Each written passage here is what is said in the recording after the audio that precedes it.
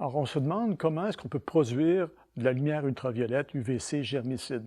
Bien, étonnamment, la technologie est assez facile, est assez simple et elle existe depuis de nombreuses années. C'est la même chose à la base que les éclairages de plafond qu'on appelle des tubes fluorescents.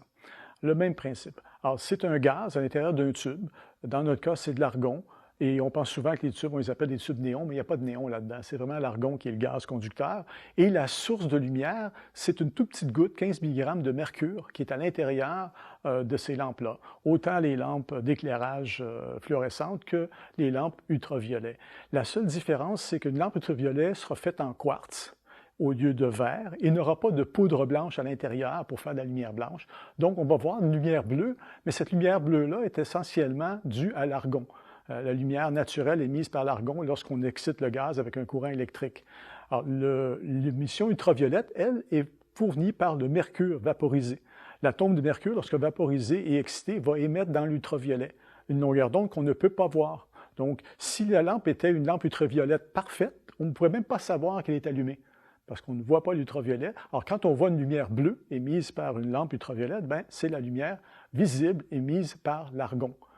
Et le tube est en quartz parce que le quartz transmet l'ultraviolet alors que le verre ne le transmet pas. Vous ne pourrez jamais prendre un coup de soleil derrière une fenêtre. Alors, c'est le même principe pour les UVC, ne passent pas au travers du verre, donc le tube doit être fait en quartz qui lui laisse passer l'ultraviolet. Et ensuite, ben, il y a des choix de grosseur. Il y a des tubes T5, T6, T8, vous avez peut-être entendu parler de ça. C'est des huitièmes de pouce. Alors, un T8, c'est 8 huitièmes de pouce. C'est un pouce, c'est le tube typique d'éclairage qu'on a pour les plafonniers. Et dans l'ultraviolet, on utilise surtout des T5 et des T6. Sanuvox utilise des T6. Nous sommes les seuls à avoir fait ça. Et la raison, c'est qu'en augmentant la surface de la lampe, on obtient moins de vieillissement. On a plus de surface et le quartz vieillit moins vite. C'est quoi le vieillissement? Bien, à l'intérieur, il y a des atomes de mercure qui s'insèrent dans la matrice de quartz et qui augmentent l'opacité. On dit que le verre devient solarisé, il jaunit, on dit. Donc, si on a une plus grande surface de verre, bien, le jaunissement va être moins rapide et on aura une longévité accrue de la lampe, ce qui nous permet d'avoir une lampe de durée de vie de 2 ans au lieu d'1 an pour les lampes plus petites qui sont les T5.